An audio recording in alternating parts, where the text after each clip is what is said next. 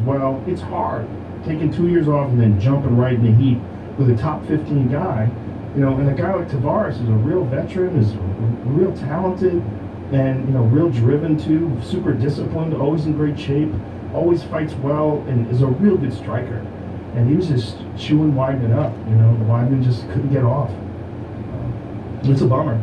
Yeah, it is a bummer. It's a bummer because that fucking injuries, man, like all these other, so many other injuries guys can come back from. Soft tissue tears, Yeah. you get them fixed, you come back. That's a motherfucker, man. It's just. When you think about it, you break it right in half. Yeah. Frank Mir came back from it. Frank Mir got a motorcycle accident where he got T-boned by a guy who ran a red light and got sent flying. I think they said he flew like 30 feet through the air and snapped his femur, so his upper leg. And it took a long time before Frank was like back again, and arguably never really reached the same form that he had. He still beat really good guys though after that. He still beat really good guys. Frank was still a real world-class heavyweight after that break. And he might be the only guy now that I think about that's ever come back like that. Right. But everybody, that was, I don't know the extent of that injury. I do know that he had like real problems with that leg though, and there was a real touch and go moment where they didn't know if he was going to make it. Right. I mean, you snap a femur, it's like, that's a big bone, and there's some blood flow. It's so thick. You snap that thing, you know how hard it is to snap that? Yeah, it's just, when you get in a car, it's a different situation, but it's just, that lower leg snap, apparently it's just very difficult for it to fully heal. It's not like an arm. Like you break your arm, they put a pin in it, you're good to go. I know a lot of guys who broke their forearms and they went back, and Paul Felder, a lot of guys, they get their forearms snapped like blocking a kick and they get back in there and they're okay.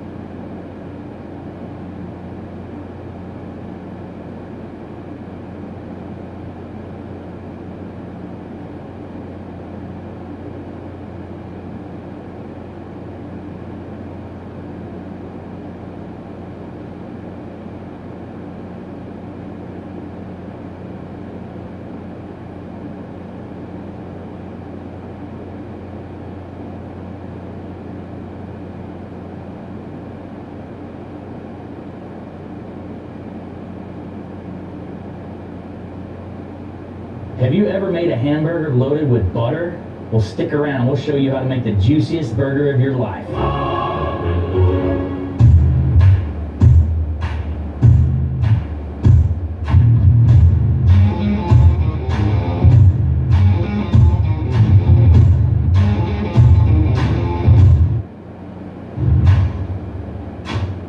Butter burgers. That probably sounds odd to you guys. It did the first time I saw it as well.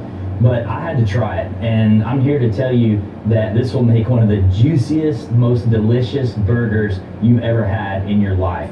After I saw it, I thought it was kind of crazy. I started poking around the internet and seeing who all had done this and kind of what was out there, and I found Wisconsin Butter Burgers.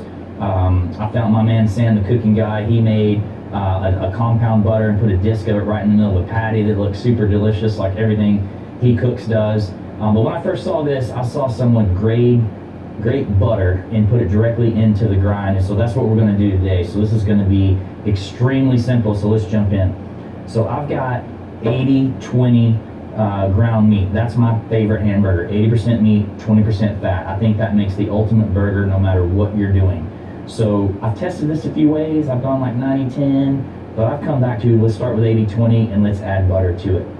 I'm making 4 hamburgers today, and I'm just making them 1/3 pound, so you can adjust this recipe depending how big you want your patties. But I have 1 1/3 pound meat, and then I have 5 tablespoons of butter. I froze this stick, and I basically grated 2/3 of it or so. 5 tablespoons that I'm going to mix in the patty, and I'm going to season it with our holy cow. It's going to be that simple. This does melt kind of quick, so that's why I froze it. So if you're using your hand, we don't want it to melt. I find this way works for me, and so that's what we're going to do today. So I'm just going to work it all in, season it up, create patties, and we're going to go grill them.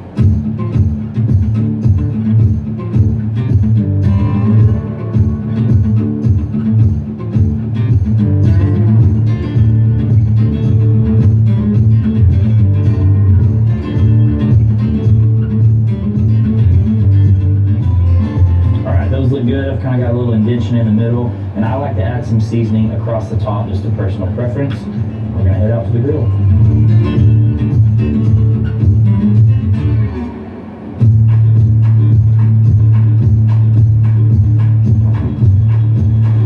All right, y'all. Well, I'm here at Meat Church Barbecue Supply. This is my barbecue supply shop in downtown Waxahachie. We've been filming here for a few weeks because it's super hot at home in my normal outdoor kitchen, and can bring my crew here and film in our new spot. So what's my setup today to cook? Well, I've got a Traeger Ranger, and I've got a Goal Zero Yeti portable backpack. This is actually my tailgating setup generally, by the way.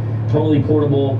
This thing lasts forever, but you can cook these on whatever you want. The reason I'm doing this, yes, this can be a tailgating item, but the great thing about a Ranger is that it has a grill grate, and it also has basically this griddle. And so I'm just going to butter it up here.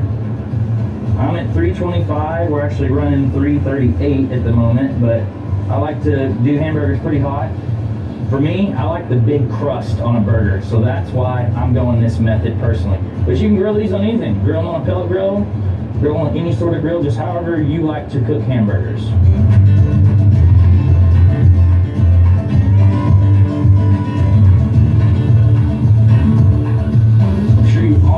Hamburgers.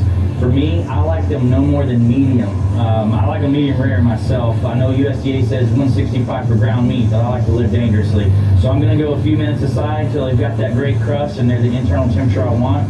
We're going to put cheese on them, and then we're going to have one of the most delicious burgers we've ever had.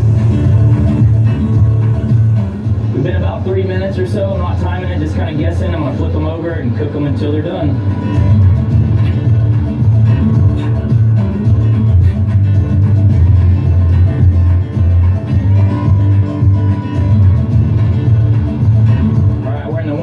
So I'm going to cheese them. Sharp cheddar, use your favorite cheese, and I want this super melty.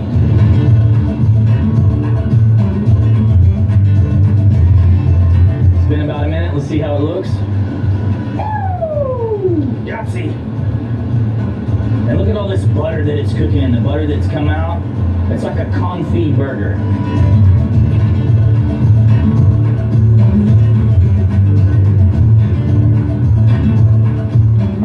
Build burgers. All right, well, it's time to build a burger, and I want to point something out. I haven't changed anything.